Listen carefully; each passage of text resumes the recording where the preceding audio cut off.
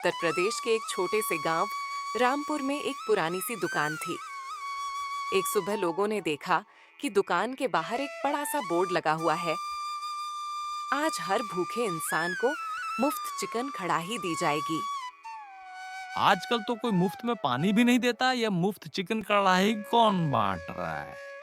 जरूर इसके पीछे कोई राज होगा। दुकान के बाहर लोगों की भीड़ जमा हो गई। दुकान के अंदर लगभग 35 साल का एक नौजवान बड़े सुकून से ताजा ताजा चिकन कढ़ाई बना रहा था। उसका नाम राघव था। वह हर आने वाले से मुस्कुराकर सिर्फ एक ही बात कहता, अगर सच में भूख लगी है तो अंदर आ जाइए, खाना तैयार है।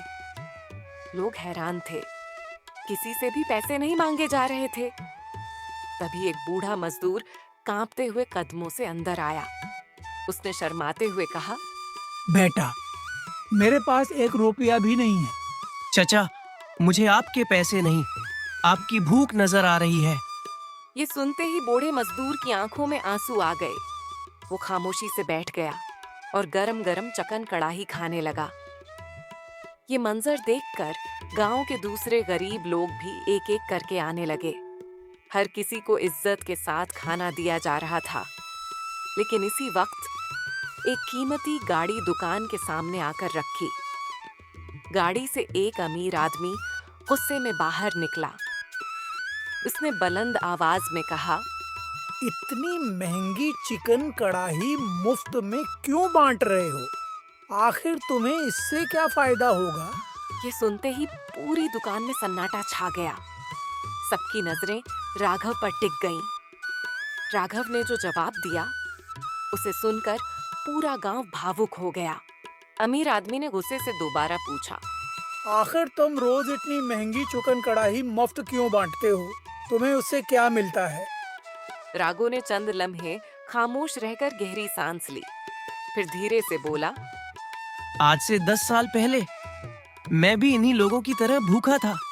ये सुनते ही वहां मौजूद हर व्यक्ति खामोश हो गया। मेरे पिता का देहांत हो चुका था। घर में खाने के लिए एक दाना भी नहीं था।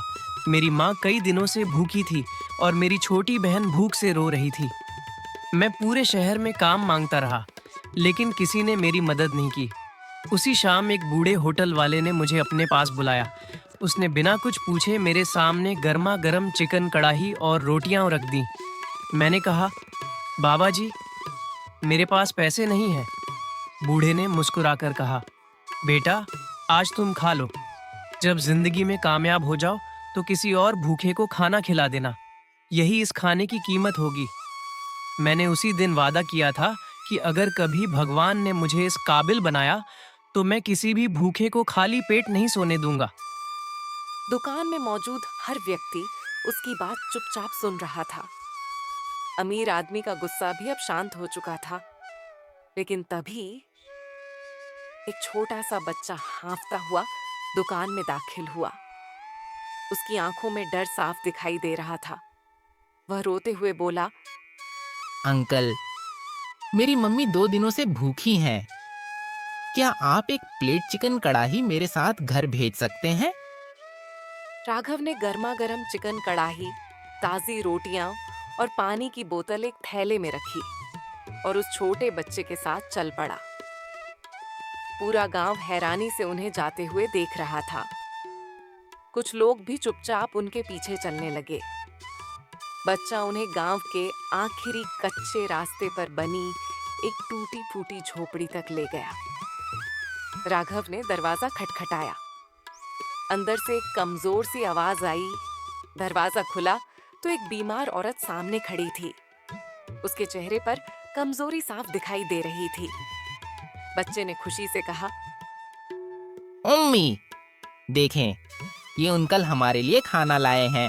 बेटा, हमारे पास देने के लिए कुछ भी नहीं है।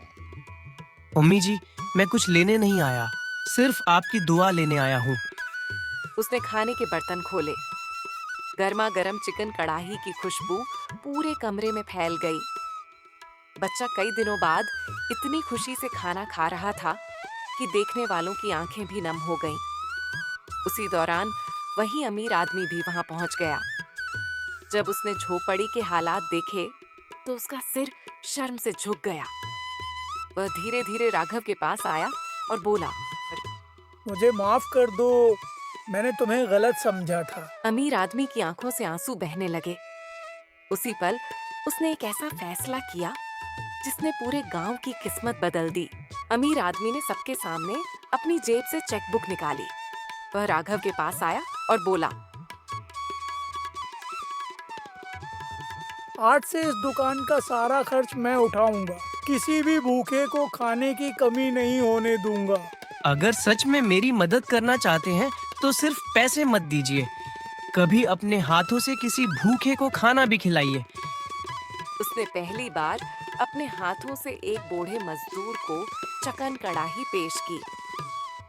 बूढ़े ने दुआ देते हुए कहा, बेटा, भगवान तुम्हें हमेशा खुश रखे। यह दृश्य देखकर वहां मौजूद हर व्यक्ति भावुक हो गया। अगले ही दिन गांव के लोग भी एक एक करके राघव के पास आने लगे। कोई चावल लेकर आया, कोई आटा, कोई तेल और कोई मुर्गियां दान कर गया। कुछ ही दिनों में वह छोटी सी दुकान एक कम्युनिटी किचन बन गई। हर रोज सैकड़ों भूखे लोगों को सम्मान के साथ गर्मा गर्म खाना मिलने लगा। दूर दराज के गांवों से लोग सिर्फ यह दृश्य देखने आते थे कि आज भी दुनिया में ऐसे इंसान मौजूद हैं जो बिना किसी लालच के दूसरों की मदद करते हैं। एक दिन एक पत्रकार राघव का इंटरव्यू लेने आया। आप इतना सब कुछ करते हैं फिर भी अपनी तस्वीर या नाम कहीं नहीं लगाते, आखिर क्यों? नेकी की सबसे बड़ी खूबसूरती यह है कि उसे शोहरत की जरूरत नहीं होती। अगर एक भूखा इंसान पेट भरकर दुआ दे दे तो मेरे लिए वही सबसे बड़ा इनाम है। यह जवाब सुनकर पत्रकार भी खामोश हो गया। अगले दिन अखबार की सुर्खी थी, एक ऐसा इंसान जो मुफ्त चिकन कढ़ाही नहीं, उम्मीद बांट रहा है। ये खबर पूरे शहर में फैल गई और उसके बाद जो हुआ उसने सबको हैरान कर दिया। ये खबर देखते ही शहर भर से लोग उसके कम्युनिटी किचन पहुंचने लगे। कोई चावल ले आया, कोई मुर्गियां, कोई मसाले और कुछ लोग हर महीने राशन देने का वादा कर गए। कुछ ही महीनों में वह छोटी सी दुकान एक बड़े कम्युनिटी किचन में बदल गई। अब वहां रोजाना सैकड़ों गरीब मजदूर, अनाथ बच्चे और बेसहारा बुजुर्ग सम्मान के साथ खाना खाते थे। एक दिन वही बूढ़ा होटल वाला भी वहां पहुंचा जिसने बरसों पहले राघव को मुफ्त खाना खिलाया था। राघव ने उसे देखा तो तुरंत दौड़कर उसके कदमों में बैठ गया। उसकी आंखों से आंसू बहने लगे।